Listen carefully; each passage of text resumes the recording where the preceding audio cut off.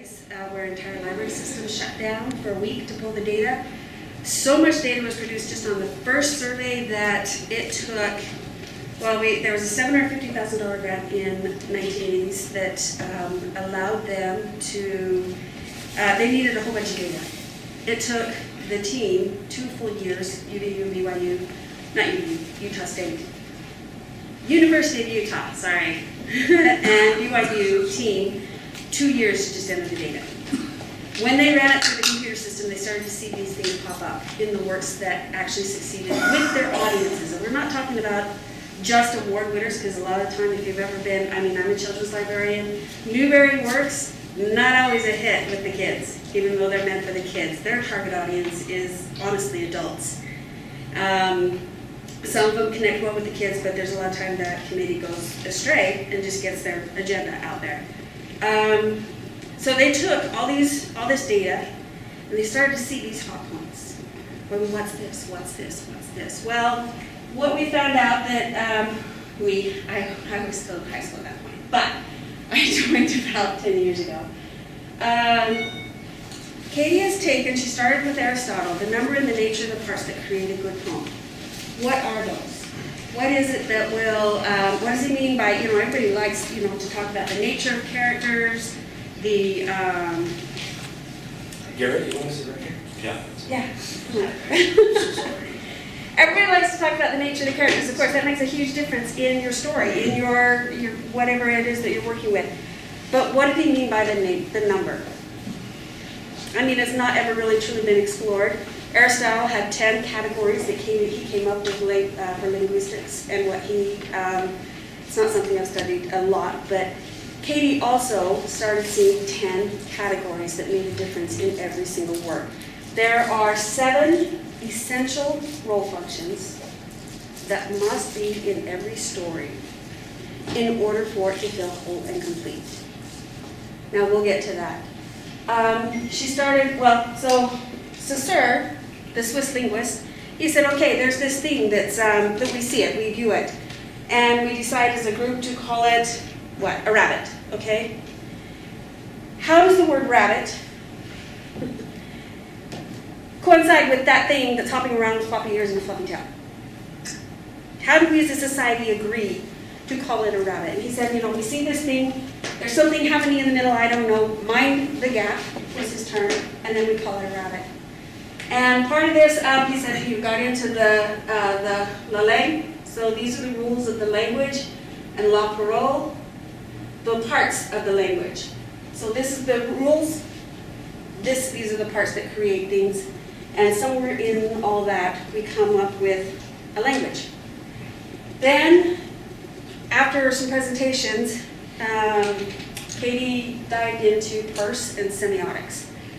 And Charles Sanders Peirce is considered the most brilliant mind that the Americas have produced. He's a scientist and a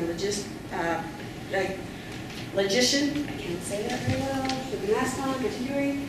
But he said there's this thing, we encounter it, then we dive down into it. So this gap here, we fill this with all kinds of information. We view it, we kind of start to figure out, okay, well, it's this thing, it's not a dog, I know what a dog looks like. It's not a giraffe, I know what a giraffe looks like. We're encountering it and going back and forth, it's not a dog, it's not a giraffe. Okay, I don't have a word for it. Rabbit, you say? Okay, I will store that meaning. That'll be a rabbit in my mind. This happens for individual words, but it also happens for each and every story. And, okay, that's how you have to do this. Pretty sure that I've already had COVID. My best friend tested positive for antibodies, and I was sick about 2 weeks after she was sick back in January. So, I talked to the doctor yesterday about it. What Katie did is she blended Saussure and Peirce and came up with Farmer system of narrative analysis. With what?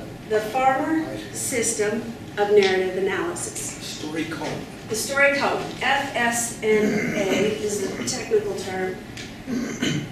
We have, antagonist, protagonist, right? We all know that. What other characters do we have? in stories. We have the comic foil, we've got the mentor, we've The got anima. the which? The anima figure. Yes, we've got, what other things? I mean, I know Dave Farland has how many on his list right now? Reflective characters. And reflective character is reflective of the antagonist. Not, I mean, sorry, Of the protagonist. protagonist. Yes. Foil. So, yeah, the foil. Or Sidekicks. sidekicks, all those. How do you know which ones to use when? How do you know which ones are effective? How do you place importance on them? There are 7 essential role functions that Katie found. If you don't have those, you better know what you're doing. If you know the rule, then you can break it. But know what you're doing deliberately. What we have, so antagonist up here, protagonist down here. That's not me. No. Did you mean to record it? Oh, that's 5 minutes left. Oh, okay, primary actor. No, that's only 5 minutes in. No, 5 minutes in, sorry. Primary actor. This is who the story's about. This is who colors the story. This is who flavors the story. This is the person or the entity that, when nobody else knows what to do, that person moves forward and takes the steps. You always have one of those characters in there, okay? In Charlotte's Web, who always makes the decisions? Who always goes forward? Who always has a plan? It's Charlotte. Is the story about Wilbur or is it about Charlotte? Who is the primary actor in Charlotte's Web? It is Charlotte. We have a central viewpoint character. This is our conduit to the story. This is whose eyes we see it through. It's not always the primary actor. In Charlotte's Web, who's telling the story? Whose eyes do we see it through? We see it through Wilbur. What is that? Central viewpoint character, okay? CVC.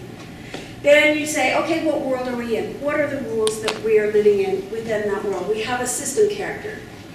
And the system character, like in Star Wars 4, this would be Darth Vader, okay? He represents the world of the Empire. The Empire makes the rules. The Lalane. In Charlotte's Web, well, we encounter it a little bit later in the story, but it's the rules of nature. The rules of the farm, pigs are eaten. The rules of nature, spiders die. Then we have, all right, what starts the whole story? We have, in our language, inciting incident. In Katie's language, it's initial equilibrium disruptor. What actually starts this world on its trajectory, aside from, just everyday life? This episode, basically. Some people call it the turning point. The turning point. I like to view it like we've got a pond. We've got ripples. All right, we know there's something underneath that. It's not completely quiet under there. Then all of a sudden somebody drops a massive rock in that pond. Then our story is all of that turmoil until at the very end we have the hero moment and we're at this new level and we're back to that stasis moment. I just love the IE. IED? Great. Sounds like That could be a disruptor. Right. It is. That is very true. That is very true. And then we also have the primary norm breaker. Whether they know it or not, this person is going up against a system. They are different. They're the oddball. They're the underdog. They are, so this would be Charlotte, Wilbur.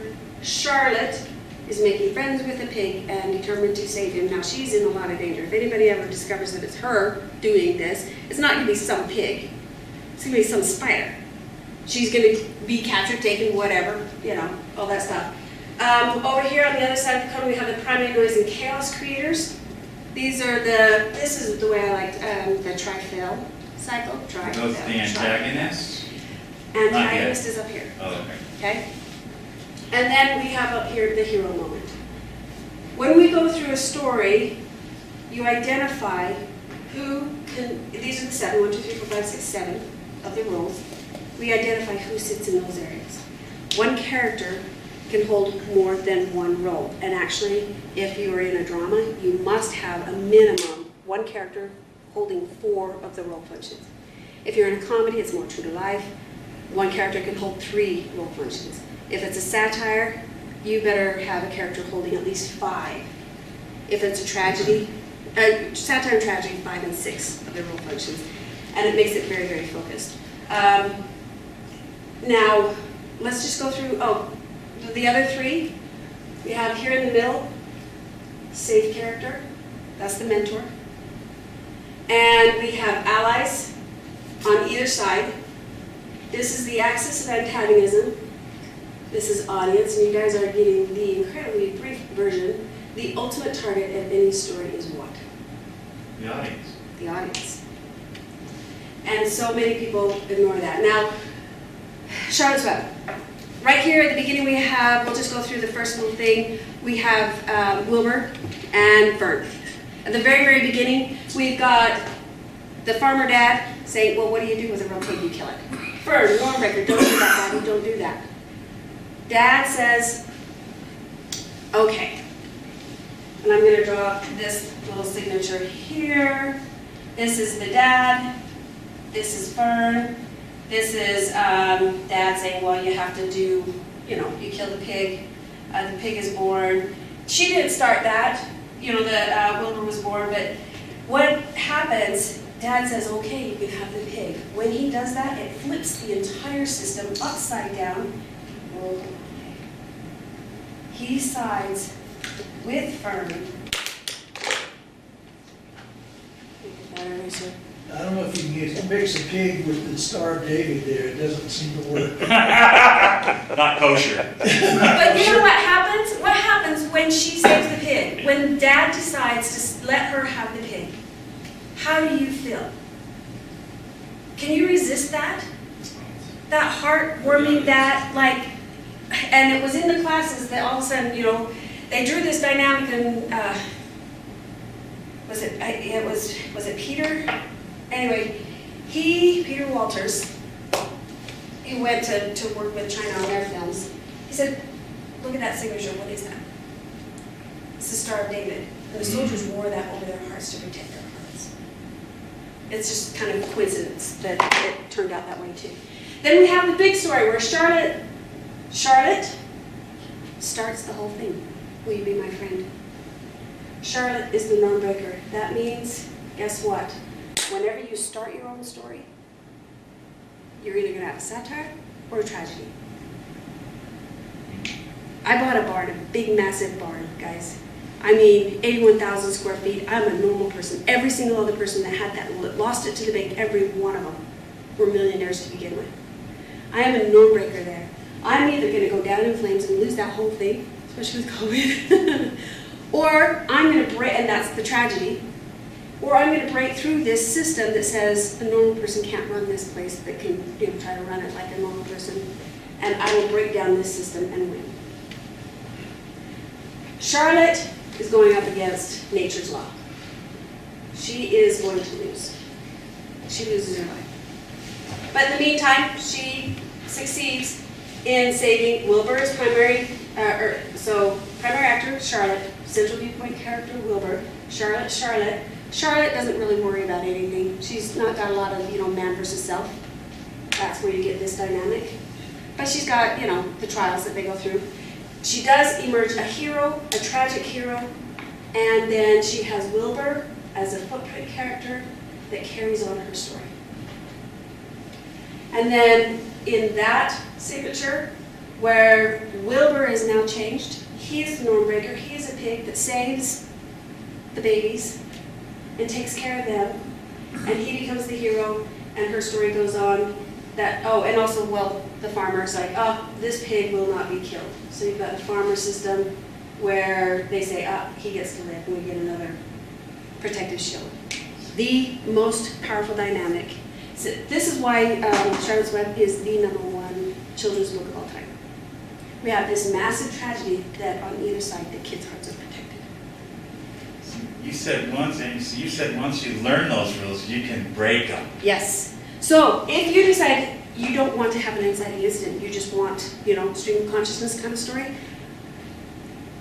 you have a 92-93% chance of failure.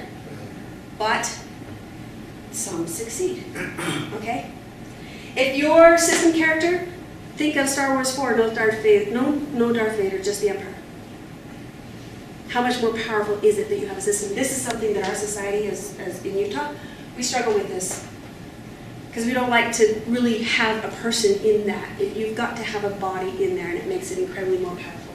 The age of your audience, central viewpoint characters, age and temperament, and your mentors, age and temperament.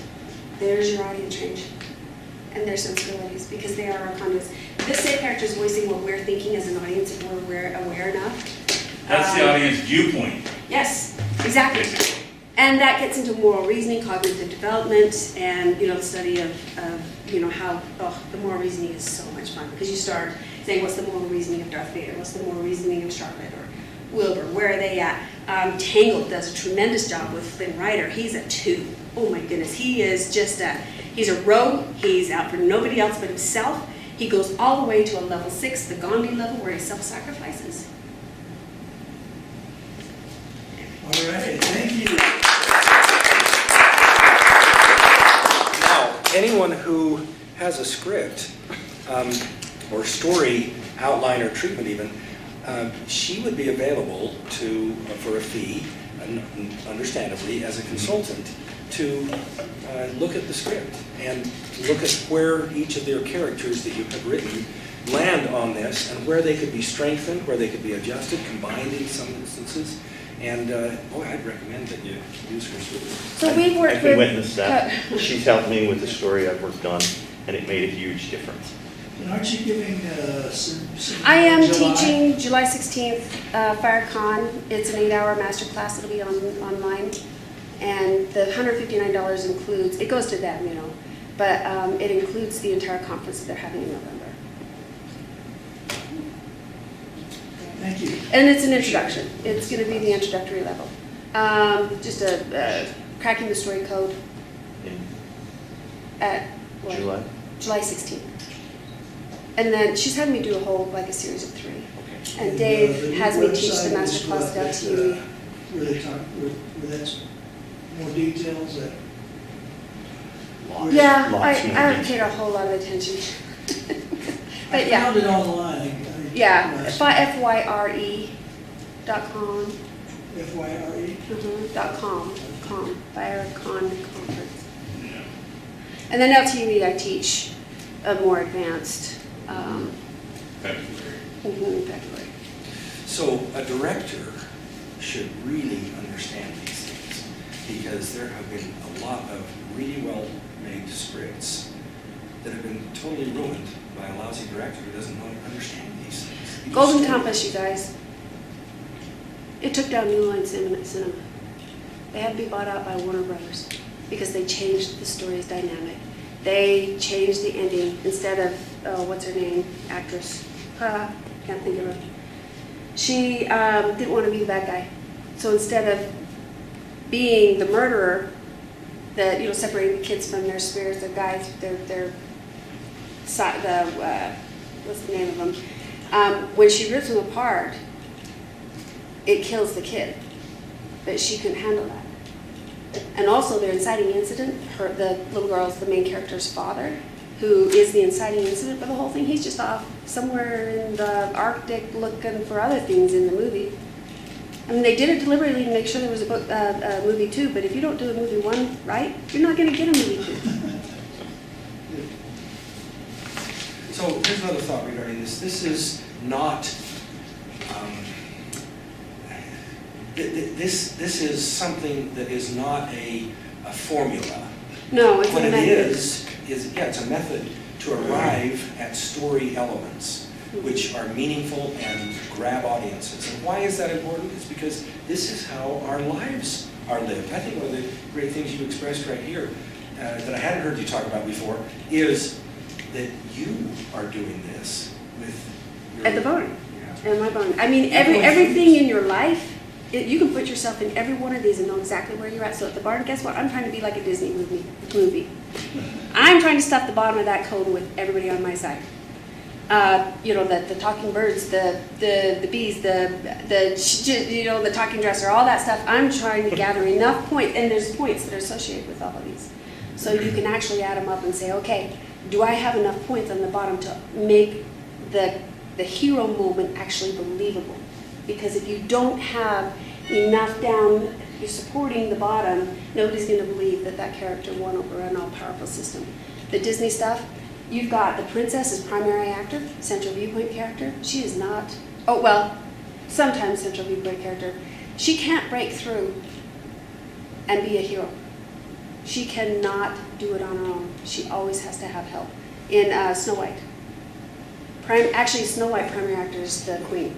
As soon as you mentioned Disney Mhm. there, I thought this is Snow White and the Amy White. So which filmmaker are you? Happy, grumpy, or what? This is terrific. This is terrific what you expressed here. I do pretend to, there's colors associated. Primary actor is red. Primary norm breaker is blue. I mean, yellow, sorry. I'm just looking at the blue pen. And hero is blue. Central viewpoint character that's halfway between the red and the yellow is orange. Primary noise and chaos, halfway between the yellow and the blue, is green. The system between the red primary actor and the hero moment of the blue, you get purple. Look up Disney villains images. What colors do you see? You see purples and greens. System and primary noise and chaos. And the IED is black. I kind of like to wear a little bit of black with some purple and touches of green. Does anyone have questions for her? Yeah, I'm sure that. Yeah, there's lots. So you can talk to me individually. I would love, I mean, in 15 minutes I can talk to somebody about your story and ask you some questions and see where there might be some holes. That'd be great. Just to test it out. At our next meeting, I'll give a 15-minute presentation. We ought to have a list of whoever else would be giving a presentation as we go along forward here. So drop an email to me or whatever, but let's see who's available as we line everybody up. And it's not going to be everything you can present. It's going to be leaving them wanting more, and we all want more. Sorry. I do. I have this, I don't know. It's hard for me to not complete it. Question, how many scripts have you analyzed? So I've worked with several companies, rewriting their entire manuals. David Covey, David Graff, Celeste Remington's book, Elephant's Girl, just came out. She's a first-time writer, and she got picked up by Crown Books, Harper, and Scholastic picked her up for the school rounds. And she says it's because of me, and her agent picked her up because I talked to her about the resonance of the ending. And that's why her agent picked her up, and that's also why the editor chose her. She said, it's because of your ending. Because so many people start with the IED and forget it. They use it as a bait to get you in and to grab you. And then they don't carry through the entire story. That IED is a triangle because it has to directly impact the primary actor. It has to directly impact the primary note breaker, and it has to be a part of the hero moment. Can I talk about BB-8? Please. Is the hero moment the resolution? Okay, go ahead. Yep. Okay, so BB-8. R2-D2 is the emissary for Princess Leia. Whenever she's not there, he's there. He is there with Luke to the end in the Starfighter. BB-8 is the same signature, goes with the information, picks up 2 primary nerve breakers instead of 1. They go through the snow planet, the green planet, the desert planet, all that. And then where's BB-8 in the forest? He's not there. He's off starting another story with R2-D2. Okay, the 15 minutes is around the 30. Sorry. So, All right. You had our appetite. yeah, there you go. If there's an occasion, and I think we could probably do it, I'd love to get together with Amy, or at least Zoom, and talk about these kinds of things. I've read some of her earlier material where she lays out something of the basics that Aristotle would fit into. Generally, Aristotle, I just happen to bring his rhetoric. He taught how to prepare speeches and also how to write plays. And he studied them intensely to try to figure out which ones were successful. And he had He basically said great that on works to go a off. speech, you got to present your position and then prove it. And he lists people who developed material to where they would have 12, 13 different things that you had to have in there. He was critical of that. it's mainly the rising action where your task that you were pursuing gets harder and harder, and then there's a time where it starts getting easier and easier to work out. There's also character development, there's some other elements in there. So there are other systems for seeing things that are not near as complex as this. What I sense here is that we're talking about multiple stories that may work in novels and may not work so well in films. Maybe they work in episodic kinds of We can talk episodic The Martian. films. What? The Martian. Yeah, The Martian? yeah. But anyway, it would be interesting to compare our two different Yep. approaches. Because I go down Aristotle's route. And I'm corresponding with this fellow at UCLA that was head of the graduate screenwriting program. And he pursues an Aristotelian position. And I didn't show you, we've got it on the top mountain. Yeah. That you can see where the course is. There are many different forms, not formulas, but forms. I mean, you've got, of course, the story, Robert McKee, and his approach on all this, which is marvelous. And then you've got Frank Danielle, you've got an 8-sequence system, you've got John Truby and his approach, and a bunch of the others that are out there. I think there's more commonalities, but not the same terminologies. Mm-hmm. Yes, this is a new language. That's what this is, and it is like teaching you a new language. And so I think... And the question is to see whether they are common elements or whether there are really deep differences in it. Well, as Dennis said, this is something that could take a whole, Yeah. event of its own. And Okay. I think, what we need to do is perhaps get organized and figure out where these events go and how to make it all happen. And so. Well, what's our overriding goal? We want to produce things. That's it. So I say use everything at our disposal. Right. The three big weaknesses that I see in a lot of films out there that is the impetus for pulling this whole group together here is, number one, story weaknesses. And that's why we speak of this. Number two, directing weaknesses. And the third would be distribution weaknesses. There are many other weaknesses too, but those three areas, if we can strengthen this group in those three areas, we will be making great films and films that succeed. The impetus, and this is what started some conversations before this meeting here today, is why did we, they're pointing at me, why did you organize this group? Why did you pull people together? Why make the contacts and such? And the reason why is because there are a number of times that I've been speaking to somebody who had the ability and overall willingness to fund a feature film, but whose response back to my pitch was, I put money into these 3 films for this director, never saw a penny back from them. Why should I put my money into your film? And I didn't have a good answer for that, not just once, but I've had this happen several times. And so we see our investment capital dried up by lousy films made by people who have skill set 2 and not skill set 1. And we need to be developing skill set 1 because that's what makes great films. And so excellent storytelling, script writing, screenwriting, and directing. Directing informed by excellent storytelling, screenwriting, and all the other things, which I'll be addressing next time. 15 minutes worth of all the other things. And then we need to address at some point distribution things as well. Let's go into then the structure, organization stuff, and then I do want to get back to a couple of items. There's several things I think we need to move forward. One, we need one or more leaders. We need to decide who's in charge. Okay, and I think that and then we also need to say, okay, what initially explosive or disruptive event do we need to have to mobilize the people in our community? We need to figure out an event for everybody. And then we need to look at, Gandhi said, without some sort of a journal, without some sort of form of communication, you don't have a community.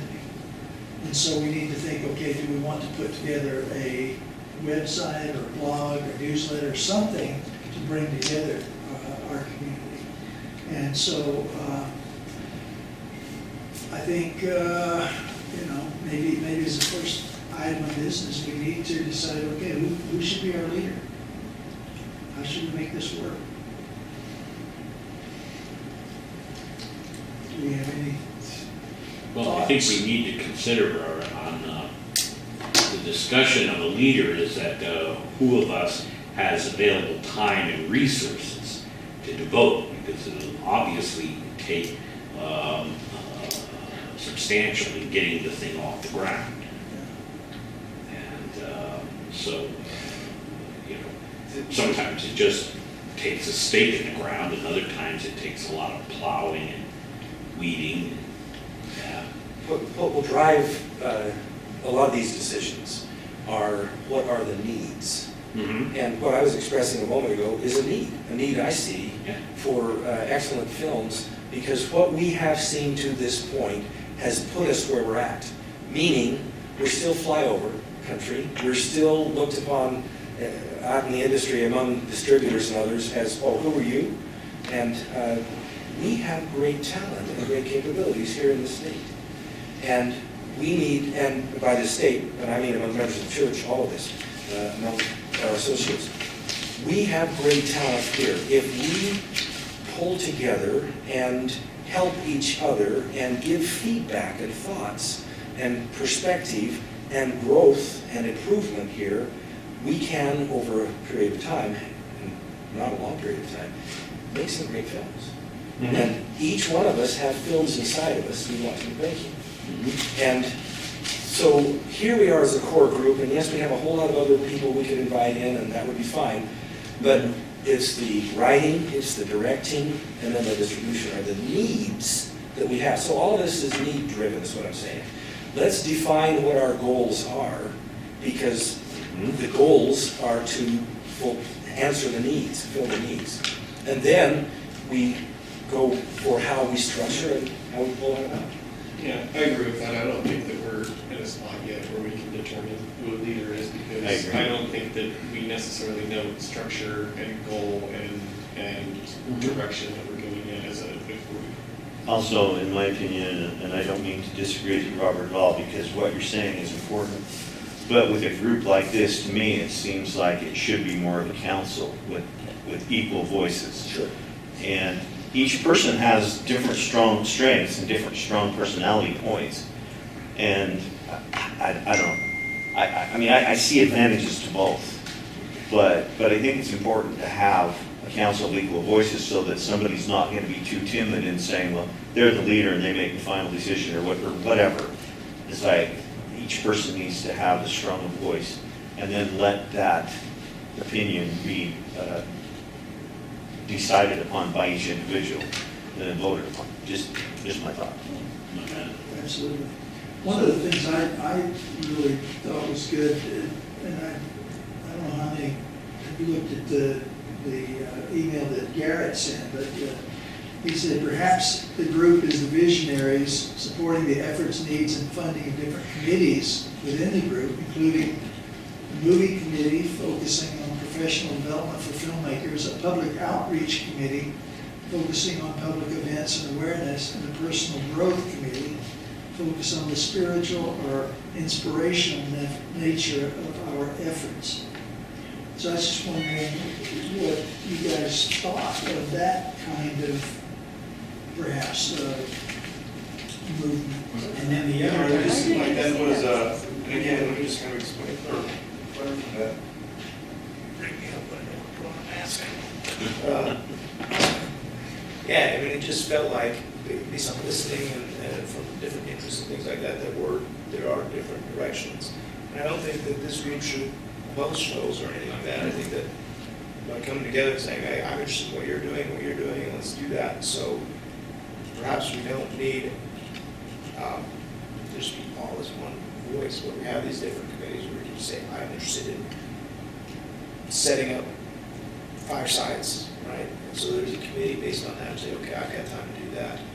And another group, right? We all understand what committees are. But that way, we can all participate, I think it magnifies our voices rather than limits them. And the board, or the committee, or the leader, the elected leader, or appointed leader that's there for a year at a time or whatever, that group helps manage and support all these committees. How do we get the filmmaker committee who was interested in raising money, how do we get them in front of investors? All right, well, we'll decide that. Or how do we get the money that it's going to take for you to do your next event, your fireside event? Well, let's host an evening where you can teach and we support that committee, that body supports that. This makes me, I mean, because I know you said, well, hire me, but honestly, I feel like we're a group working together. I think as a group working together, we're all giving of each, I mean, we share in the combined, everybody's success is everybody's goal. Yes. And that we need to all just work together. And, you know, whether it's, you know, okay, well, we're gonna put this bill out and start doing it. Robert gets a 1099 for the directing, or, you know, and this is the rental for the space. I mean, I think everybody kind of has to share in all of it. We're all working together.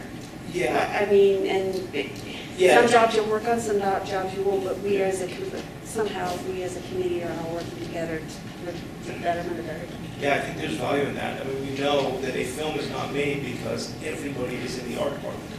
Yeah. Right? We have different things, and the unified goal, this is what we're trying to do, which is whatever our mission statement is, right? Support the vision of President Kimball, or whatever we decide that is. And this department is doing that through public outreach. This department is doing that through betterment of skill and so forth. I think these bi-weekly meetings, we all get together and say, how's everything going with that? What's your report? Where are you on this? But if I'm not deeply passionate about one thing or another, I don't have to tune out during that. It's not discussed, so I'm not bringing it for you. That's a brainstorm. Yeah, yes. Which would require a leader, I would think, or a group. You know, you think of a first presidency or a state presidency or whatever, a presidency, right, that's there for a few years, or a year, what do we decide, and it rotates. Okay, great. That's really like it.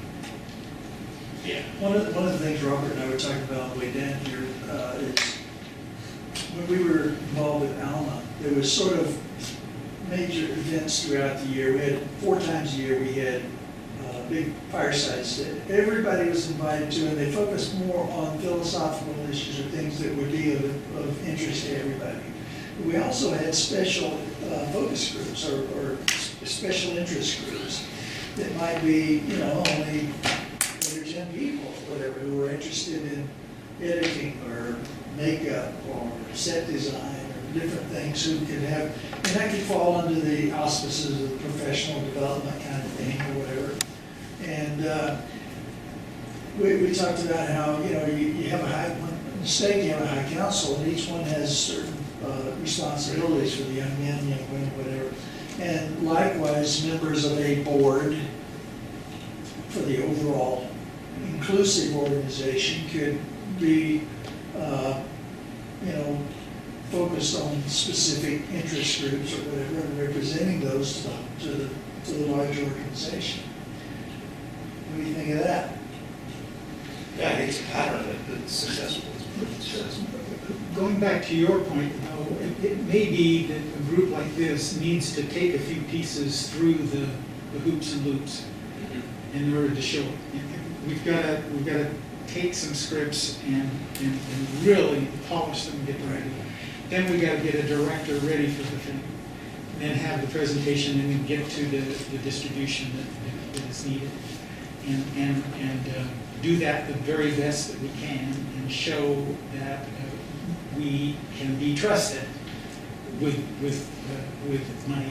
And then in the process, we learn a ton. And then people from the outside come in and say, hey, I'm working on a script. Okay, well, we've gone through this and we can help you with that. Or I just really need help with directing or help with distribution or something, but we've got things in place, but it's tried and true.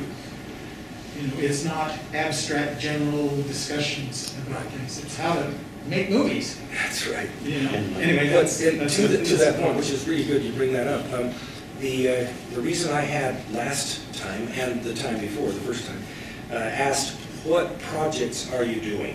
What scripts do you have? And everybody, we went around the table and you mentioned yours and we saw the 10-minute preview, which was really well done. And you mentioned that script, plus you mentioned, I think you had 2 others. And I have several, each person has something. I think what we should do is circulate, like you were saying, let's circulate some scripts around and get some feedback, some perspective on all of that. And we can either do it on a formal basis, which may or may not work well, or an informal basis where you got a script. I'd love to read it. You'd love to read it, or whatever. And then we start to talk offline, and because it's not going to happen only every 2-week interval. And then we start to have some input, some perspective on that. And maybe there's somebody who would join in on another department aspect, some director's perspective or something. It'd be good if we started to circulate some screenplays. I have a question. So, do we want this group to be kind of a group that everybody utilizes as a resource for their own personal individualized projects, or do we want this group to be its own single entity where we work together to create its own project? I would. I think the former, the first thing. Right. We each have our individual things. So, But the second option is going to happen partially by virtue of people working together, I believe.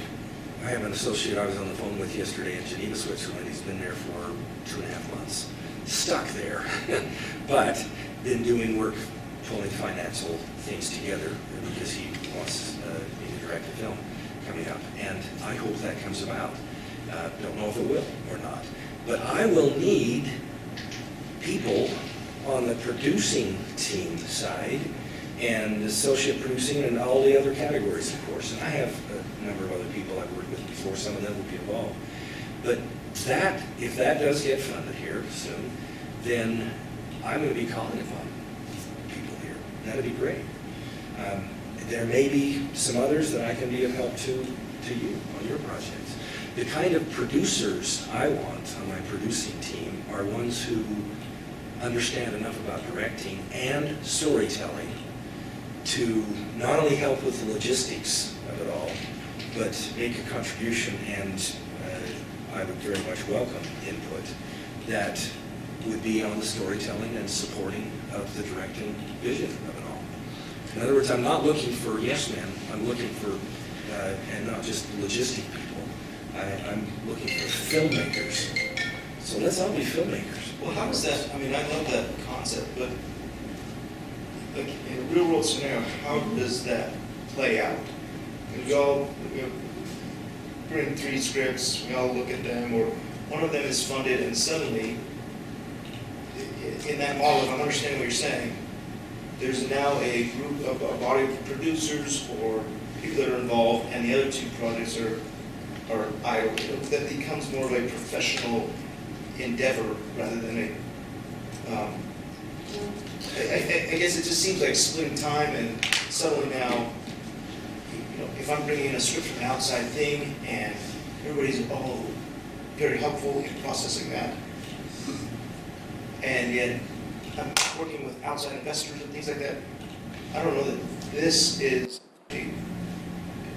what is the vision for this group's involvement in that, and what does it do for everybody else's project who gets funding at the same time, or whatever it is. You know what I'm saying? Like, logistically, it's a lot to figure out. There are a lot of things to figure out, but all of us have our galaxy of friends, associates, and people that we work with. And this is an expansion of our galaxy of friends and associates. And it may be that if funding comes through, I would then be picking a person here to help with this, a person there to help with that, and have some consultation on some things here. And maybe some of that will work well, some of it will adjust and change, and be fluid, and maybe everybody will be involved in some way, but maybe only a few, and that's okay to start for that project. But you'll have projects, and you'll have something else. And how do we do them all together? But we don't necessarily do all of them all together. These are all on a project basis, and what the needs are for this department, and this department and that. And Or who we can handle it. team kind of like work. And so, is there evidence or is there a case file where that has worked, or how's that? Well, there is a case law where it works, and that is a production company, and then we're all on staff, and that's how we do things. We're not a company as such. We're friends, we're associates, and some people can help out on certain categories. I have a proposed mission statement that might tie all this stuff together. That would be welcome. So, it's rough, it's long, I mean, longer than it probably needs to be, but this is kind of the general idea I see, so. All right, so whatever this group is, the movie group, the visionary group, whatever, is a community of filmmakers who network together to learn from each other, to share ideas with each other, and to assist each other in the creative process of making commercially successful movies, with the ultimate goal of embedding subtle universal gospel truths in financially successful movies, which are distributed throughout all the world. I'm going to read it one more time. Community of filmmakers who network together to learn from each other, to share ideas with each other, and to assist each other in the creative process of making commercially successful movies, with the ultimate goal of embedding subtle universal gospel truths in financially successful movies, which are distributed throughout all the world. I can see that on the t-shirt.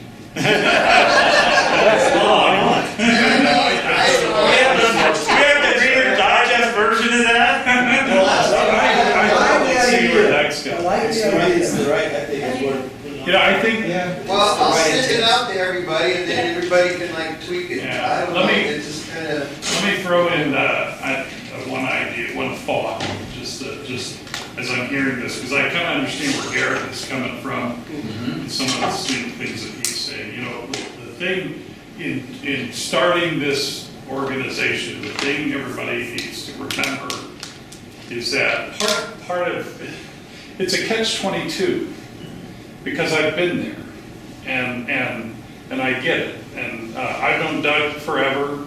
Doug's probably the one I've known the most in this room. I was practically in the dorms with Doug, or You were in the dorm. you know. Anyway, so that's how far back that goes. But you know, I think that it's a catch-22 because most filmmakers are very independent, especially us. You know, I mean, we've all had a touch of the high end, and then we've lived in the low end, so to speak, and we're all so individual, and you're always in that situation where you don't want too many people involved, because then that means more money, that means more to spend, but you don't want to do, you know, you don't want nobody involved, because then you don't have enough heads to tell you what's good and what works and what doesn't, and push all the right buttons and get the work done. And so it seems like it's a balance, and I think when independents come in with their films, part of the reason I think we have so many bad films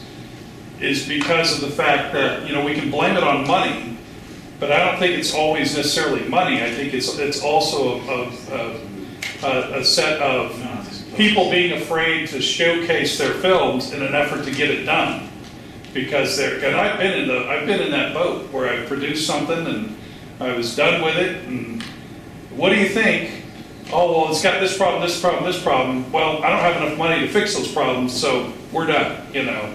And that's all you can do. And that's been always the filmmakers' mistakes, where they don't have enough people to see and read. And I've learned over the years to be okay with the criticism on the things I've done, because I know that there's some, you know, there's occasionally, you know, crap that keeps coming in, and that's the formidable problem, is that we keep producing crap.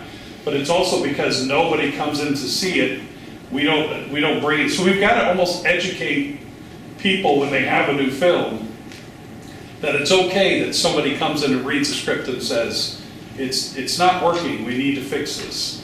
Or, you know, there almost has to be a certain level of it's okay, because people get afraid. The independents get afraid, because they're like, You know, I don't want too many people getting in on it, because what do you want from me? What do you get, you know? It's this kind of Wild West kind of attitude towards the independent film industry when you're far from the coasts, you know, and so I think there's gonna have to be a lot of forgiving and a lot of figuring out when it comes to allowing this to unfold, so that, you know, so that because it really comes down to spending money, making money, spending money, making money, and then of course ultimately, you know, spreading the message as well, you know, on top of that, being able to do it and make the money. It's such a tough, you know, balance. I mean, it seems like those Kendrick brothers seem to, you know, I kind of look up to them because they kind of have the system down, you know, they know how to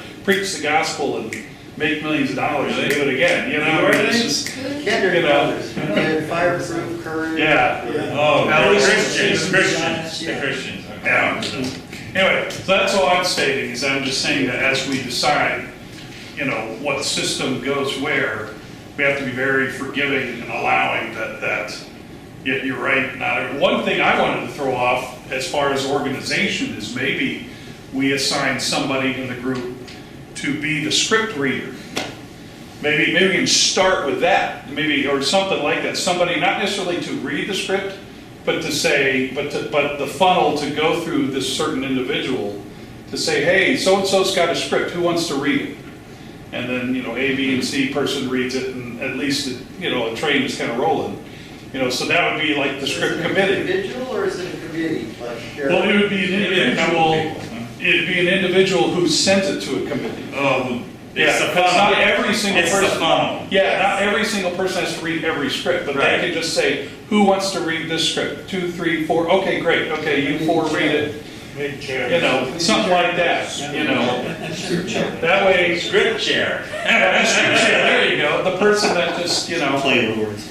And so somebody who is passionate about that and that.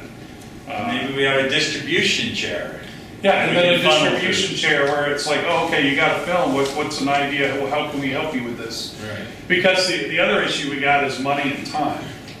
You know, is this something we're all doing, you know, for free? And, Fundraising, yeah, you know, I mean, we've got, fundraising chair. you know, so anyway, so I'm just throwing that out. I'm writing you this know. down. Okay. So that's one idea. And linking it back, I think Amy is saying she would be willing, if somebody wanted to take a script of her, she'd be willing to work with me. Well, and you've got access to a lot of scripts that we can all consider. I mean, I think they need to go through all the processes and then we get the best thing. Yeah, but she's willing to go through that process, and then at some point, there needs to be a script reading, and at some point, there needs to be an audience, just like there is down there in LA. A normal people. How many people A have video of it, Yeah. and then it goes out to people, and then they respond back. How many here have a script ready right now? You got one, you got one, Not all the way you ready. got one. I mean, somewhat He's ready. doctor. We've got at least 3 scripts right now. We can funnel through Yeah. a script chair and get going, at least in And the is script the area. stuff that you're presenting about directing, would that be appropriate? Once you have a script, then you say, okay, now the director's preparation needs to be, and he's working out the blocking, and he's, Well, yeah, my presentation next time will be about the turning weaknesses into strengths. The 3 biggest weaknesses directorially of most films, and what those weaknesses are, how you turn them into strengths. But I say that in part because, Amy, you were writing, and maybe others are with you as well, a book about cracking the story Yeah, code, yes. which is great. And she and I had spoken, I met her, 4 years ago Yeah. at LDS Publishing Media Association. And I presented there, she presented there, and then we started talking about this. And she suggested... And we didn't go to the other breakout sessions. She suggested to me, and I loved the idea, and I'm writing on it now.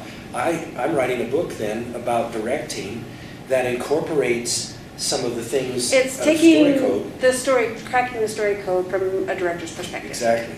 Because we don't want to have great scripts that are ruined by directors that don't understand them. So That And happens it's- all the time. It even works for acting. Once, I mean, in the Kennedy Center, I need to get her name. I need a sugar high. A very reticent, very self-facing actress. She got a part. They were at the Kennedy Center. You know, it went to the Kennedy Center and stuff. But she just tended to hide in the shadows. But when she went through Katie's analysis and realized she was primary noise and chaos and system, she changed how she approached the part, and she was loud and she stomped. Noise, chaos. It is literally noise and chaos, or a silence so deafening.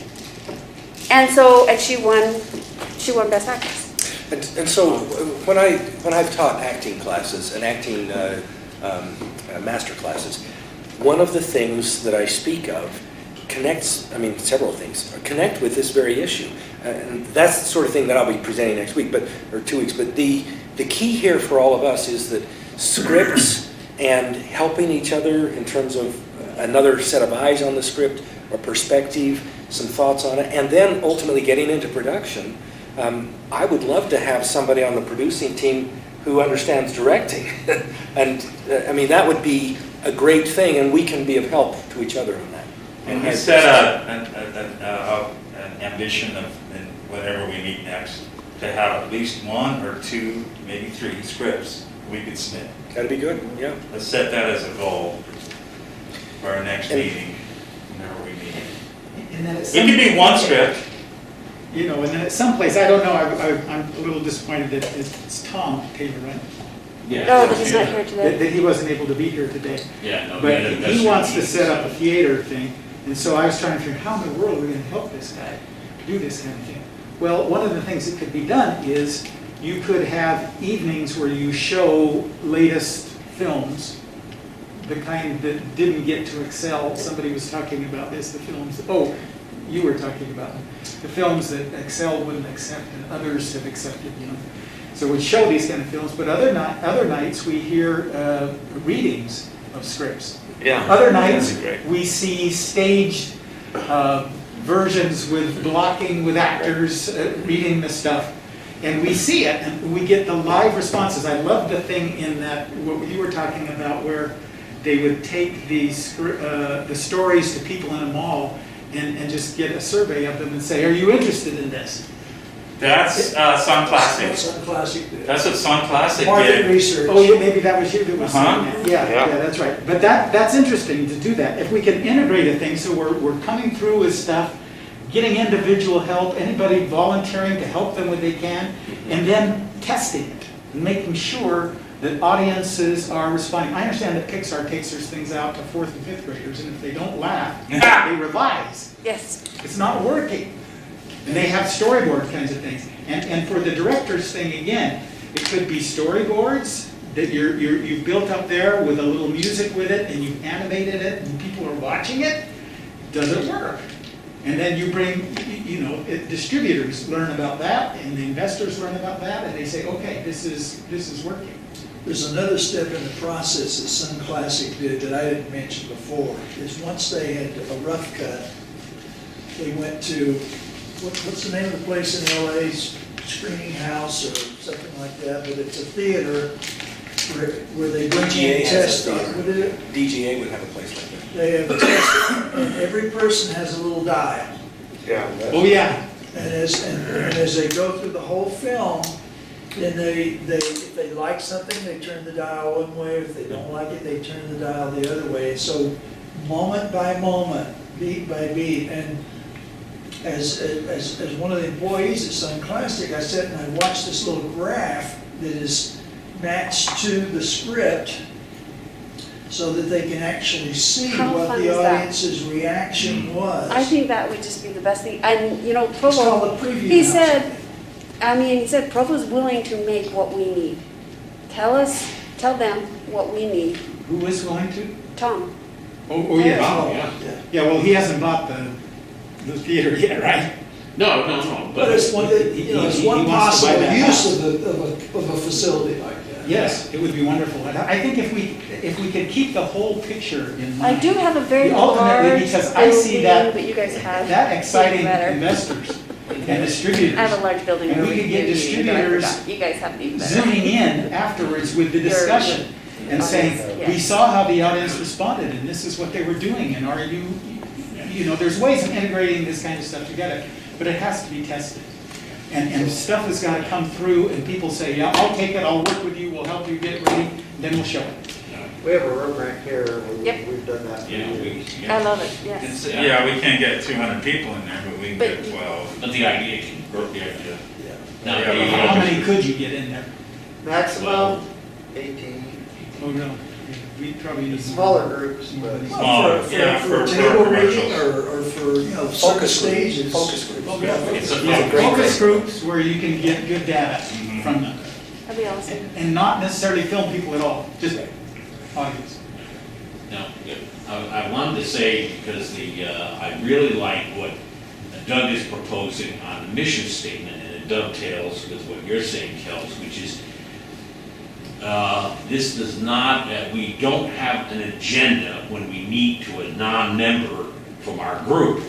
Our agenda is to help them, and to help them succeed. We're not in it for our own aggrandizement. If in fact we end up getting employment with Robert, you know, well, that wasn't the group, you know, that's just taking advantage of a resource. Because I see how energetic we've been over these last 3 meetings. We didn't know each other till we first met, and I'm thinking, how many other people out there that have no idea how to And pull that- this? and that's why we need to stage some larger events. Mhm. Because the 10 or 11 people around this table, it's great. And believe me, I am nourished by visiting with all of you guys. But that same kind of nourishment is denied to other people who are not part of this group. So as a steering committee, as a group, as a board, whatever you want to call it, we need to stage larger events to which other people can come and can also benefit from that same kind of So I think we'll get that nourishment. with readings and with the. Well, I know how to get that. Yes. Invite people like Keith Merrill to come talk. Yes. Yeah. Well, you And need sort of a Elvis, headline Elvis, to get an Yeah, you audience. get a name with it, Jason Wade or whatever, you know, we can utilize the Sierra Theater as well. Yeah. I mean, I have a relationship with the Sierra through the LDS Film Festival. They may charge me a fee, but it would be a small fee. And, you know, like $100 or something to use the place. Yeah. But then they get to sell the popcorn too, so. To what, to Yeah. what, it's awesome.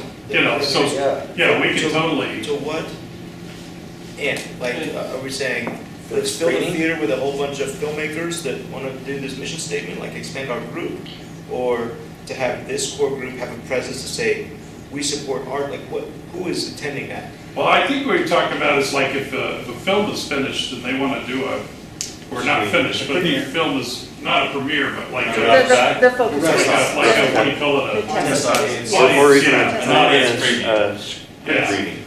Audience. An audience screening. Yeah, or anything like that, because that's one thing that I know we've lacked. I mean, I was living in Richmond, Virginia for a couple of years in the early 2000s, and all of a sudden they rented a theater and Excel brought in, I forgot, I think it was The Other Side of Heaven, I can't remember, but they brought in a movie that we all watched and did the cards, and, you know, they went and did that so they could do a re-edit or whatever on it. And I don't know if many Word films mouth are doing and that that, anymore, they're not when you doing do that. well would be. No, Brad Fellow did it for that one film he did about the football player. Okay, That one, yeah, he did it, I think he did the Sarah. And the thing is, you have the technology now where you don't have to wire the seats like you did and everything. You just He do a talks map about on- that. Map on your phone. Map on Really? the phone. They have those Yeah. now? Yeah. Well, if not, it could easily be created. Yeah. To have an app on the Slider phone instead where of a a person dial. could sit there and have a virtual dial Yeah. on the. Yeah. A dial on the and phone. Going back to Just a Garrett's slider. question, Swipe left, I think there's a difference from trying to invite a lot of people and trying to Tender show movies, sorry. that we can do it. That with the people that we've got, the resources we've got, we can do it, and audiences can be pleased, and distributors and investors can want to do it. Then you want to bring in more people. But you've shown that you can do it. This is good, and we'll keep this in mind for future and all that. I would suggest right now that each person, what are your needs? and express what those needs are and how, and anyone else can chime in to say, here's an idea, here's a possible solution, or maybe I have something to suggest to you, or let's talk afterwards. But let's talk needs of each one of you, with each person here, with Where you're projects at. you're on. Where Projects you're at, you're what on. are your needs right now? Right. What would be most beneficial to you? Who wants to start? I need the COVID to lighten up so we can go film. I'll just go ahead and throw mine out, that's mine. Yeah. Yeah, everything is just like in the wings right now, just Yeah. ready to. That's where we're How at. are you coming on your post for the film? All we need is ADR with Anchor in Serbia. That's helpful what you were trying to start, but, You have to be able to go to Serbia. That's what we're all facing. We were going to Serbia the week that everything locked down.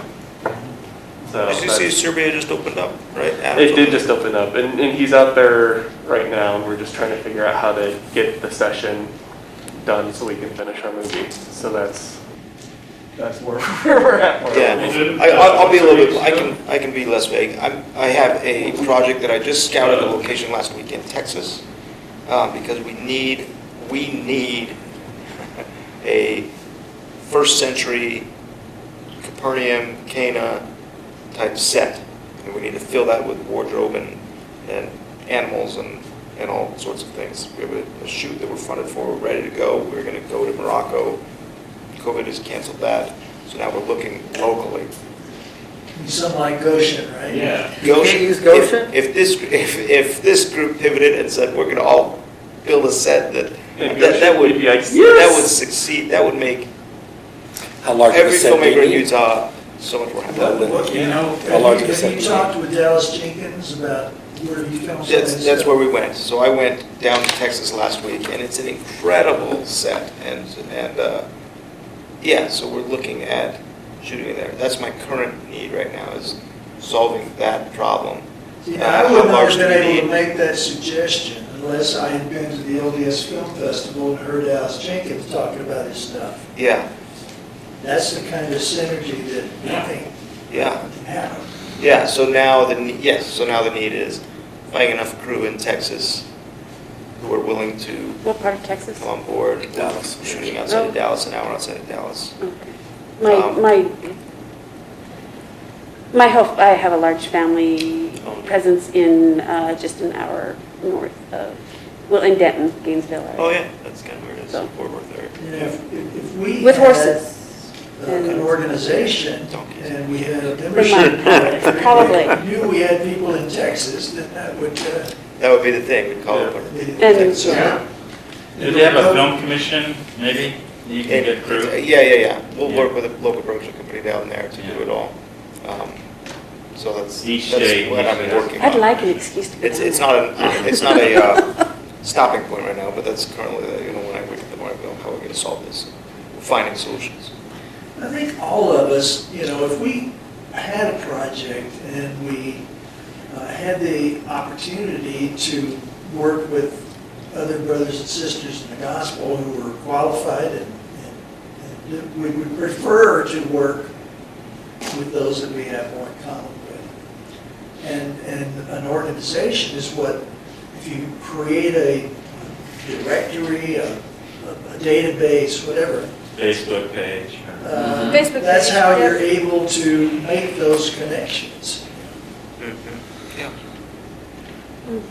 Have you, how far are you on the script? I mean, you're pretty set with it. No, it's a disaster. I wish I knew somebody who could help figure it out. We'll send it your way. It's my candy. It's, Yeah, I'm I'll sorry. send it It's, She loves it. people get mad at me for, well, my co-owner of the company, but yeah. I can only I say it's a just- Tell me, disaster prime because in the I'm phone. responsible for it, so I just, yeah. I'm so happy to have somebody that people can. I'm gonna say, it's the only thing, it's my only Thank you. outlet Yeah. after the barn, the bone crushing, feeding every night. I propose then we adopt this mission statement and maybe refine it over time or whatever. Yeah. Oh, yeah, so I think that this is something that is great, that we should probably all look at and consider and dwell on over the next couple Can weeks. you before the email next this meeting. to all of us, Doug? So I really like the question of to what end, and that's my main concern in terms of how do we approach this as a group, how do we accomplish the things that we want to do. Because the last thing that I want to see is a group of very talented individuals get together, but then because we don't have a goal, because we don't have an entity, because we don't have a direction that we're going, it ends up falling apart because maybe you have your projects that get up and running and you pull in 2 or 3 of us to do that kind of stuff and it's great, but then nobody else feels like they're getting anything out of it. Or maybe you read all of the scripts and you help people go off and make lots of movies and make lots of money, and then while someone's making tens of thousands or hundreds of thousands of dollars, you can look at the tens of thousands of dollars you spent just giving to us in terms of your feedback. Eventually we'll be at a place where we can, Yeah. I mean, that's the goal, is that if we work together, we get to a place where it's like founding directors or founding. And that's the goal, and I think that we're all in here with I want to be a part of a right- team. Yeah, I think we're on here with the right spirit, with the right mentality. Money and the enters right it and it's approach. hard. But yes, once you get to money management, once you start getting into the nitty gritties of the real world, as you said, those wedges can start forming. And so I'm just kind of presenting this as a, let's think about it, and let's see if we can come up with some ideas or rules or something that can address those issues to make sure that we can go somewhere with this group and this talent without burning bridges and without leaving other people out. Because the advantage of the Brain Trust for Pixar is that it's Pixar.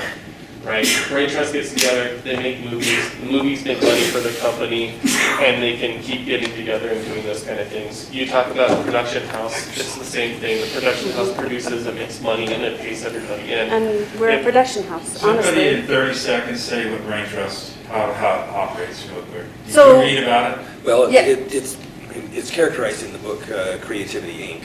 Yeah. By I know a little bit, but And how did it help in the film? basic idea is that here are story elements, story structure elements. So they do this early on, and over at Pixar early on.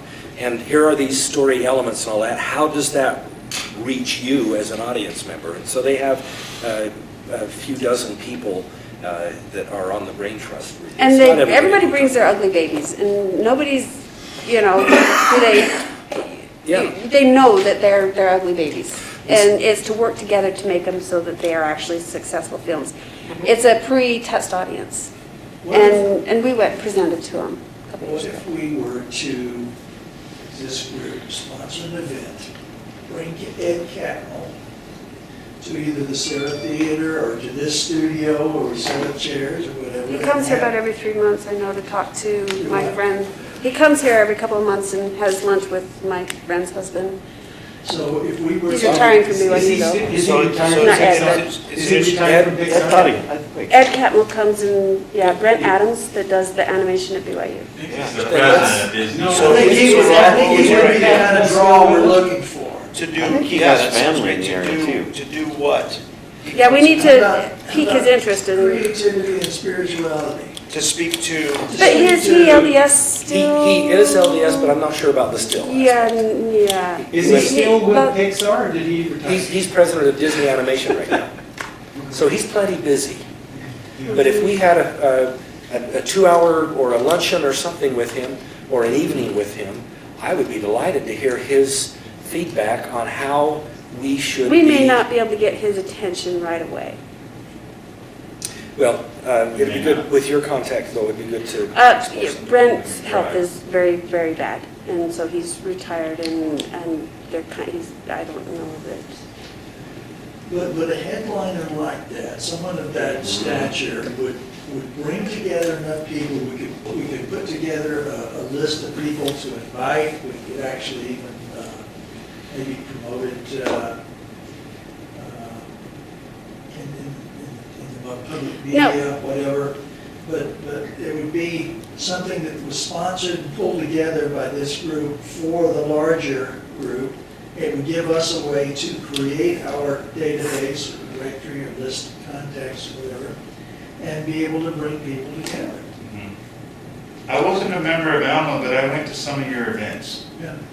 That's the kind of thing. Yep. I never joined Alma, but I would get the advertisement, you're gonna have an event. I'd go because it just was a filmmaker.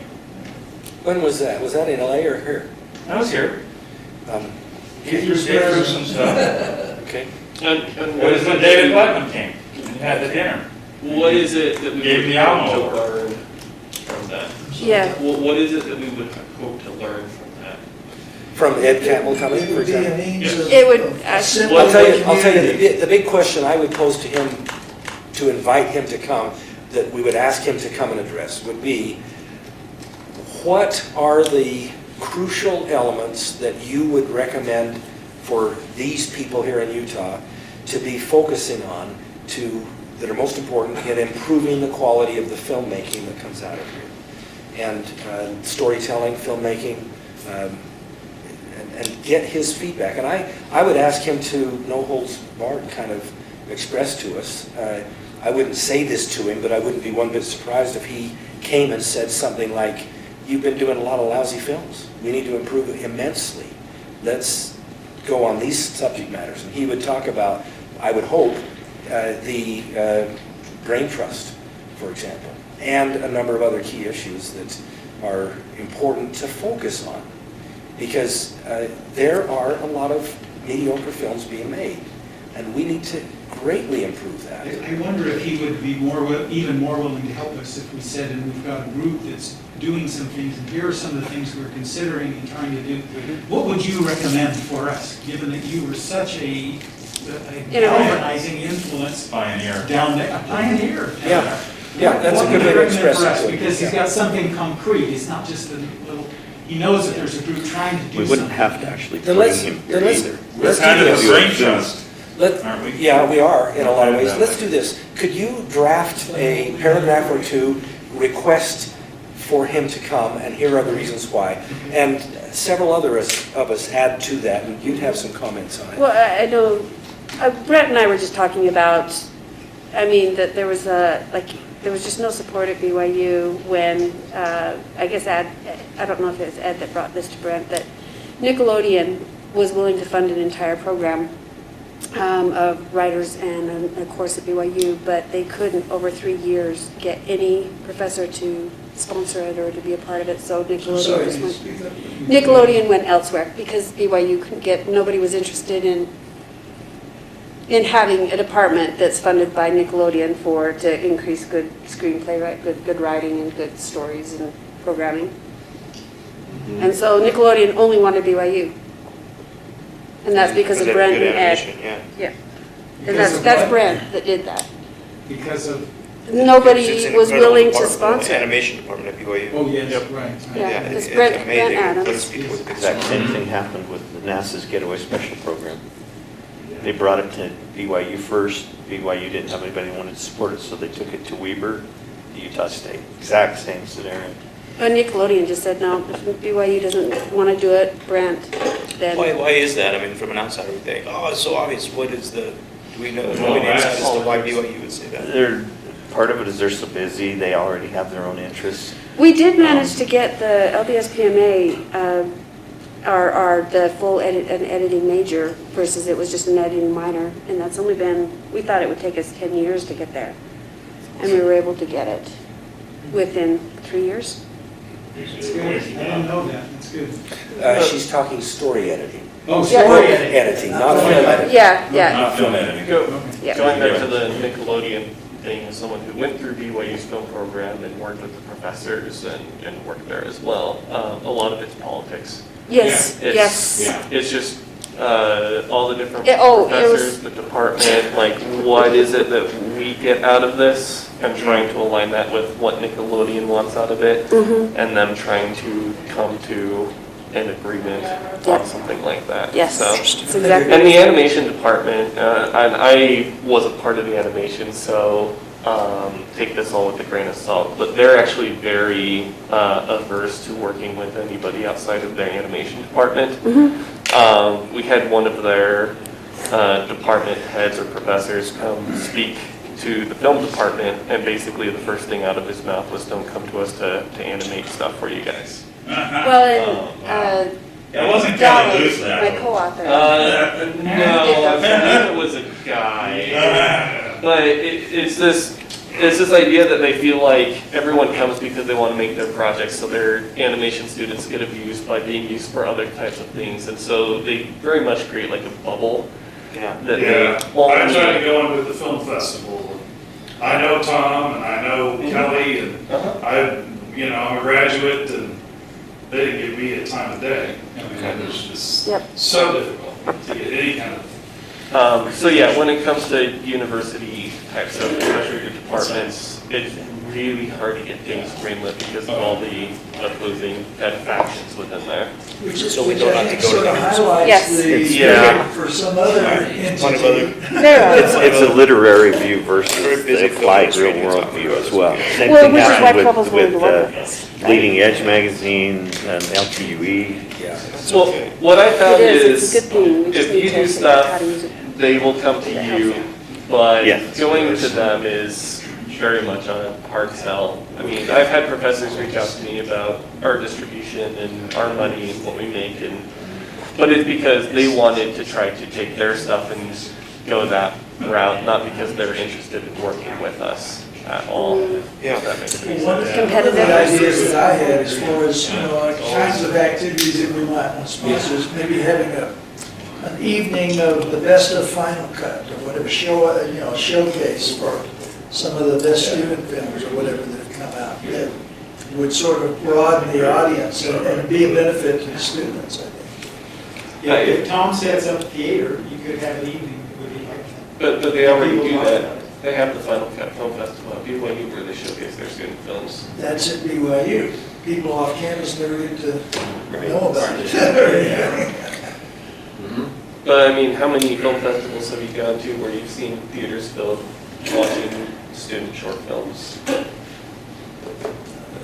Yeah, it would have to be a different draw. You're Right. not going for the film, going for the networking experience or whatever. Right. But, I mean, I would agree. It seems like an interesting design with the points valid. It's like every weekend we can go. I've attended film festival. So like, Well, I have the invite. I've got the invite. Hey, can you come to this festival? Can you come to this festival? I'm very appreciative of it. At some point, and I love the what local end? festivals, and I love supporting local festivals. I went to BYU's Final Cut this year, last year. Yeah, Well done. yeah, great stuff coming out of that. But film festivals serve a very different process. I don't want to be just negative all the time, but I would not recommend we try forming and creating a film festival as a vision you're describing. No, there's enough Film film festival festivals. right there. Yeah, we got the LDS. Right, it's already there. Right. So, Garrett, do you have any other No. needs that you wanted to address right now? No, sir. What would be your Oh. needs, or what can you offer? Well, I can offer lots. Reading. I mean, I have stories, but I'm too busy to keep going on them right now. So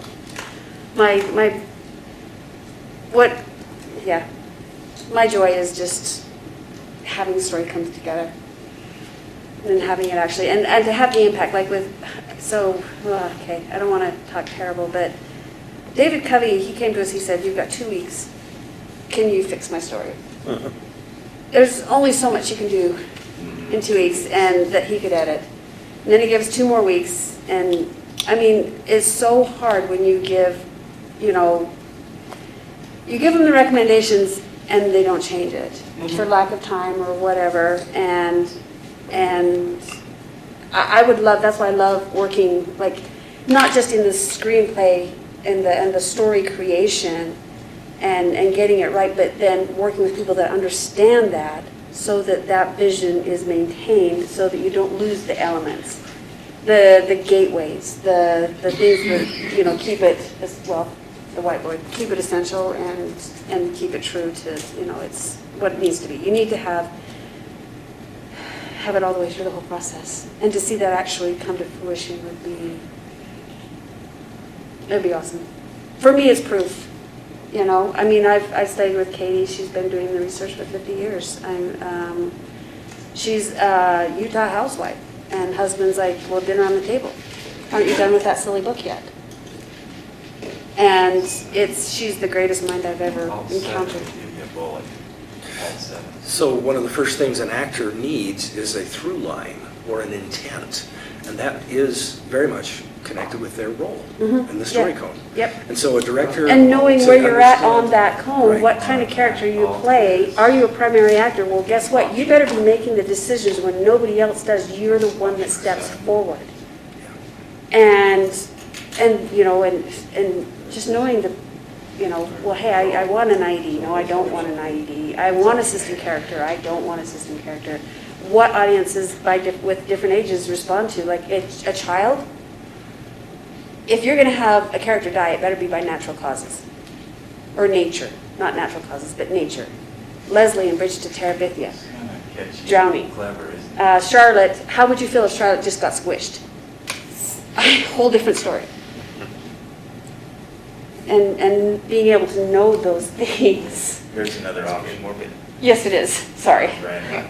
I'd be crushed. Literally. Movement, visionary, Yeah. interest. Just know what you're doing is Yeah, basically. yeah. So, what can we help? I don't really need any help with anything right now, but I think I can help Dennis with that letter. Good. If he wants. We work together on a lot of stuff like that. Yeah, let's do And that. I can help polish this mission statement as well.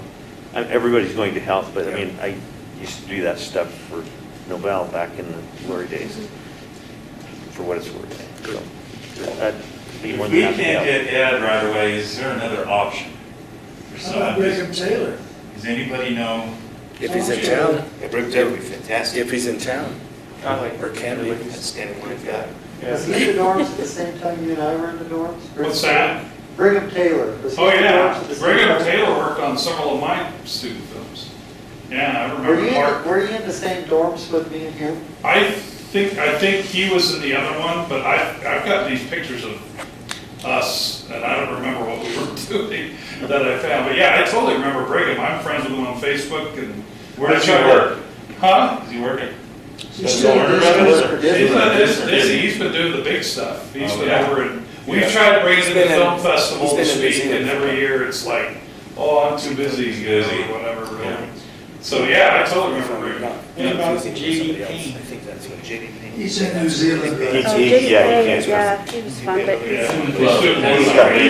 Yeah. He's got contracts anyway other that, side of the 25. Oh, There's the no fellow way you he's want to gonna- know about that's right. Lionsgate is named But I don't think Matt he would- Jansen.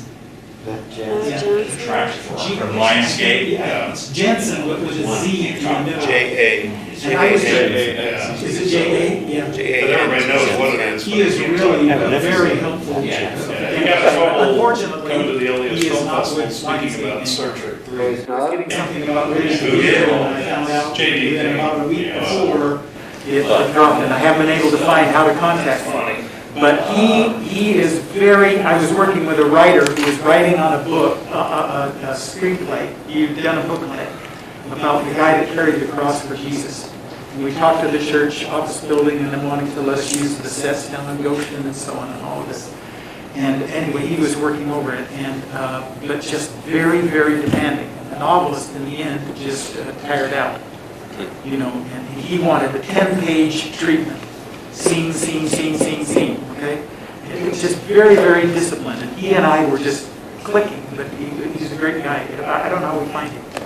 I've got his information. He just sent me notes on a script. He's great. He is really good, isn't he? I did a BYU class with him. He taught remote for producing, and yeah, he doesn't beat around the bush. That's for sure. What is he doing now? I didn't know that he wasn't at Lionsgate anymore. Is that recent? Yeah. Well, maybe that's why he's certainly has time to send so many notes. Oh, Ah. yeah, But yeah, I'll follow up with him. yeah. Quentin Coleman used to be the head of acquisition VP at Warner Brothers. I don't know what he's doing now. But he's a pretty big heavyweight. Is he? I I wonder if there's another heavyweight, right? I don't know if I mentioned I have. Oh, yeah, I don't know. See, Matt Jensen did. I have access to the Hunger rights. Games. Yeah, he was developing on The the development of Hunger Games. Who did? Matt Jansen. that was interesting because there's a property already in place, like a novel, a story already in place. But still, it's substantial.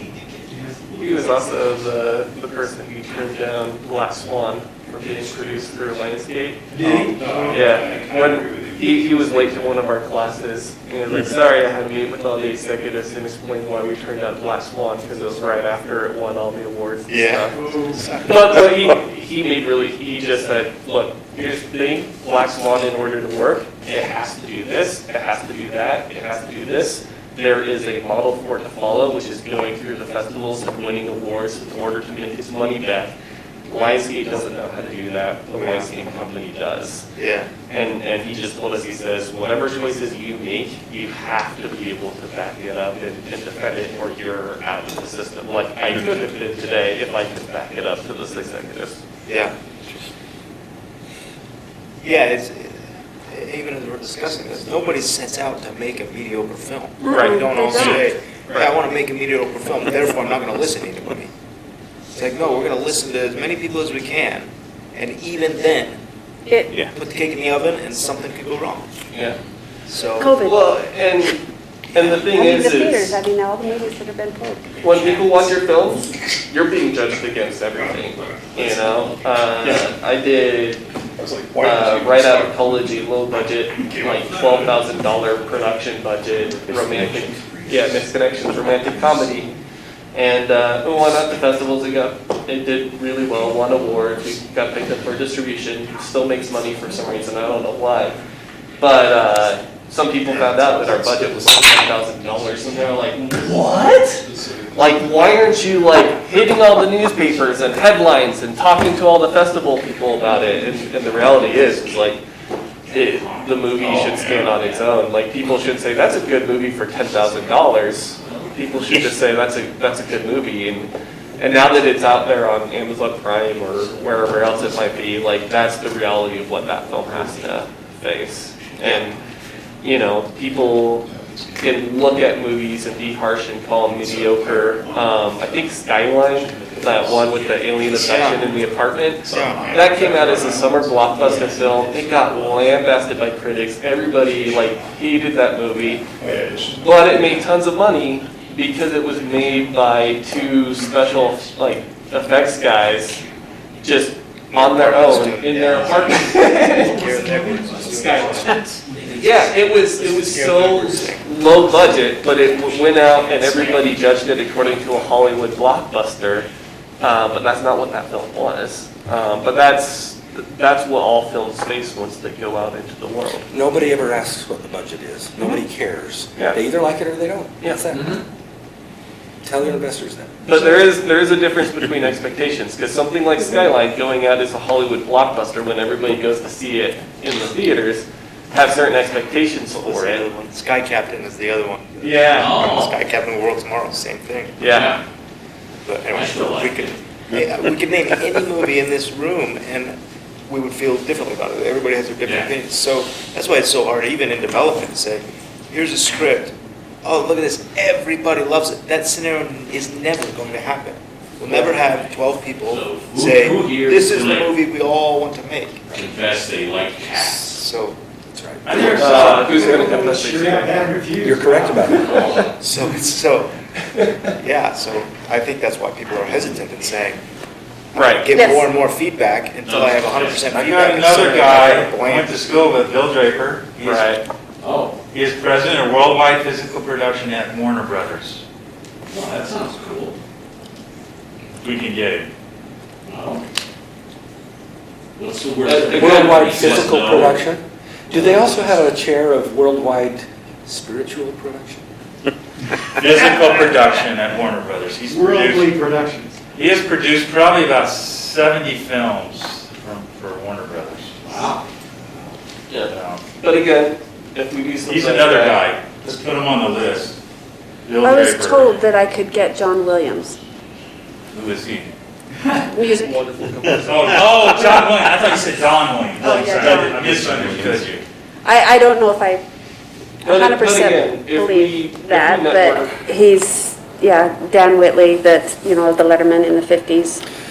So after Spielberg had a locked print of Schindler's List, he and John sat in a theater at Universal and watched it, just the two of them. And as is the normal custom of John, after the last fade out, he gets up and leaves. He walked around the studio lot for 3 or 4 hours because he likes to gather his thoughts, get his first impressions, all of that. Goes back to Stephen's office and says to him, "I'm not the best composer for this film." And without skipping a beat, Stephen says, "I know you're not, John, but all the others are dead." And he hit the ball out of the park, as he always does. As he does. I mean, Dan does have He's a genius. the 20th century copyright or distribution rights for the Star Wars sound effects. Dan Whitley. Well, we've got just a few minutes left to meet our two-hour deadline, so we should probably look at our next meeting, Some agenda items, yeah. and some agenda items. What about a name? I came up with this I one liked now. it. I added in the E to the movie group. Now it says movie, we don't have to worry about what it says. Movie makers of vision, inspiration, and excellence. Sounds good to me, yeah. And then, I like the tagline, but I think one concern I have is if you try to search for this on Google, you're not going to have a lot of success. And buying the domain name is gonna be expensive. new movie, Because I looked earlier today. did you? Yeah. Even if we put the dots in there, huh? What? With the dots. With the Dots dots. are a prohibited character in URLs. Yeah. You could use the dashes. Yeah, dash, you could do Periods. dash, Dashes you could use. Periods or dashes, huh? dashes. Something like that. Well, periods, But then it's periods, easy to remember because we are the Yeah. movie group, and then, yeah. you know. Yeah. For domain names and All online, caps, the periods caps. might be a little more problematic. Movie, all caps, and then just grouped in smaller letters. He's thinking. Don't we exclude filmmakers then? Or artists? No. Or Movie makers composers, covers it. Or, Well, the painters, Production designers. production designers.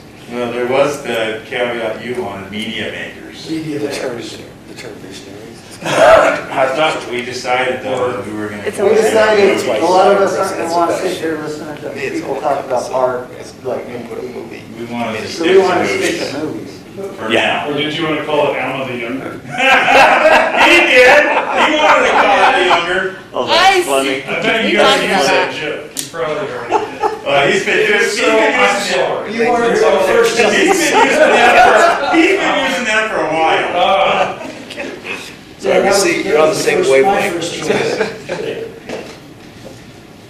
How do we do that? How do we decide? Things that Yes, please. I can, just really quickly. You talked about comparables, you need to get comparables, okay? My question is, and I could talk to you afterwards, but just trying to pump here. How do you get comparables for streaming movies if it's going to go direct to streaming, okay? If we're not, we know that going to theaters, you don't make any money with the cost of, so anyway. Yeah. How do you do that? And I haven't been able to find that. An audience for a reading would be wonderful if we had, even if it was an online audience of people that are willing to look at readings by, or listen to readings of a treatment and then assess it. If we could do it that way or do it live, that would be great. And I could use one other writer that would like to take a script through the stage-by-stage process that we've worked out with. So this one is doing it with a writer named Stephen Carter, who has a PhD in narrative studies and writes scripts and stuff. So Would theatrical we be film. the audience Yes, for the reading? end result. Yeah. Look at it. I think so. So I need an audience reading. Could we be the audience? We could, yes, Yes. and we could do it either live or we could do it by streaming it out and he would read it to you. Probably be better if it was live and then have You could discussion do a Zoom, right? afterwards. Yeah. Yes, we could do a Zoom. Yeah. How long is the Zoom? Can it go 2 hours or more? Is there any it limit? depends on what type of account you have. You know, 45 Somebody minutes has for a- free. For a free. Afraid to. So, because we're getting ready to go to local distributors with their investors, and we want to be able to say that we've done a reading, the audience likes it, they've responded well, we want to say, we want to have a package of comparables, that this is how much money it should cost, if it goes straight to streaming. You need a green light process, really. Yeah, that's part of it. Let me talk with you afterwards, Okay. and I can put you on to somebody who did greenlight process. This is the UDU. Yeah. Yeah. I What's showed her name? name? Well, I'll remember her name in just a minute. Yeah. She worked for Harvey Weinstein before he was toxic. Is she the one that we wanted before to- people knew. John Lee, I don't know if you know him? Yeah. Yeah, he has a whole green lighting company. Yeah. He does it on the basis of trailers. And how does the trailer match up with the trailer of another film over here? But that's all on theatrical stuff, and I need to know on streaming, but I don't get the data. This is a theatrical length. Yeah, well, Okay, so Robert, do you think that green lighting kind of a presentation might be one possible headline? That is a great we got idea. her. Yeah, that is a That would great be idea. very good. Yeah, let me. That would be very the headliners. Yeah. And she may well be willing to do it. Do we have any headliners in distribution that could come in and help? Anybody got any ideas? Say that again. Birdie. Headliners in distribution. Yeah, Yeah. a headliner. We get, there's Mr., what's his name? Purdy. Samuel Goldwyn. Yeah, Sam Golden would be great. Samuel Goldwyn would be a good one. I forgot his name. Ben Feinstein. What's that? Ben Feingold. Feingold. Feinstein? Feingold? Yeah, I just, Ben? he's Ben. yeah, Ben, that's it, Ben F. And we tried to get him at the LES Film Festival, we couldn't get him on time, but, we talked to him last summer, and he did, I mean, how many LES films did he? He's distributing right now for me and for TC and for Yeah. Jane and Emma. Yeah, Well, it's getting those. Do we have any outside the LDS distributor? Well, Ben Feingold, that's Samuel Golden, so I mean, he's Yeah. at Walter Mitty. Ben is not LES, he's. Oh, okay, so he's outside. He's Yeah, it's outside. kind of, but he knows the market though, that's the thing, is that he knows, so he would know really, what are they looking for, what are they not looking for? Oh, He okay, would in the be- market, Yeah. not necessarily the LDS market, but their general market. Yes. Yeah, Yes, he would be a prime candidate to come and say, yeah, here's where I'm running into issues with stuff coming out of Utah. he's a really good, yeah. The Christian market, maybe. Both, yeah, because I think, wasn't he working with the Kendrick brothers too? I mean, Kendrick brothers went through Samuel Goldwyn, maybe not him particularly, but I know in the early days they were, was it Sony that I they were? think they all have firm. Okay, it wasn't Samuel Goldwyn, and it was some mainline distributor with an S somewhere that, I know that, the Kendrick brothers worked with in their early days. But, I talked with some distributors out of Park City that I could, I'm not sure, I'm trying to remember. Yeah, it's She talked about just really Cohen. wanted to get on board screenwriters that they, work from beginning to end, because everything she was always getting was, she called them three-legged dogs. It's always a struggle. yeah, you've got everything but one thing, and so they'd always have to revise the scripts anyway. But she talked really a lot, and you guys probably know more about this than I do, about, the film in Australia, because, you get, there's a lot of money out there. And Fiji is another one. If you film in Fiji, you're gonna get a lot of kickbacks, or what, I don't know, it's not Rebates. kickbacks, rebates, Yeah. yes. Is that why Brian Bruff was out there? Yep. Some Fiji film. Yeah, basically $1 here is $4 there. Yes. Yeah, That's how much your budget was. yeah. And they were doing Hallmark and Lifetime. And then I think we need a financial headliner to help with raising funds, raising money. What are the obstacles, is that more on the green lighting, or is that still? No. Green lighting would be the way to approach somebody with, Yeah, all the- for finances, because it is the comparables, it's all of the process of, in fact, Tracy Hainsworth is her name. Tracy had said to me, she said, and she worked for a couple of other studios over a period of time, but she said, at Weinstein, for example, Harvey would not agree to do a film unless it was absolutely ironclad guaranteed to make $100 million or whatever it was. And how do you ironclad guarantee it? It's the green light process. The way she was doing it. How do you ironclad guarantee it will make X amount of money? And they hit their goals most of the time. But you could get John Lee to come. he would come too. Yeah. Who? Great. John Lee? Yeah. John Lee. Is he in town from time to time? I'd like Yes. to chat with him. Let me talk with you afterwards. Camarillo, California. Maria? Are you interested in a location management headliner? I think every aspect ought to have one. Yeah. Yeah, I know. Who do you know? I grew up with somebody that, his name is Patrick Mignano. And you may not have heard his name, but he's done years and years and 20 years with Clint Eastwood. And you look at his IMDb and he's just like all the, So location manager. yeah, Good. yeah. That's Yeah, he's been doing it you for a need that. long time. Really good friend of You mine. might want to talk with Garrett about that, based on what he was Okay. saying, that he's needing that set or location, because he may True. have some other ideas. True. Here it is 2:00. 2 weeks from today is the 17th, Wednesday. Is that good for everybody, or do we want to do something different? Yeah, what are our agendas? Quickly, let's maybe hit a couple agenda items real quick. If everybody wanted to. You have a presentation, right? 15 Yeah. minutes? Yeah, I'll do that at We the do beginning of our next You'll meeting. do the, you'll If do the everybody just 15. want to send their agenda items to me, I can Yes. put something together. Yeah, send it Yes. all again. Let's do that. 'cause Now, who we'll be has the online, email list? right? Do you have the email list? I don't. Who has the email list that we Oh. signed last week? Everybody. I have it, I You have have it, yeah. And that Should should you be, send out to everyone the email list too? I'll So do everybody that. has everybody's email and I'll do contact that. information. but yeah, contact. And then I'll send the mission statement and then the movie idea. And we did get to everybody on their needs. I mean, do we want to send, I think we could email back and forth, yeah. We can talk So more let's about keep the agenda items, succinct for Yeah. each 2 hours. Yeah. If you want to just send the stuff to me and I can kind of compile it all together. We can't cover everything in Yeah. 2 Yeah, hours, yeah. but we can cover some specific items. Some of the things that I've sent out to you guys in emails are more resource kind of things. Yeah. Motivation. And those are good. We don't have time to discuss anything, but it's But perfect outside for of an it, email. Yeah, they're good resources. yeah. Don't stop. But in our meetings, to keep within the 2 hours, I think we need specific items that we can Thanks for address. discussing. So, all right, guys, thank you. everybody. The movie visionaries in the movie group, thank you for coming.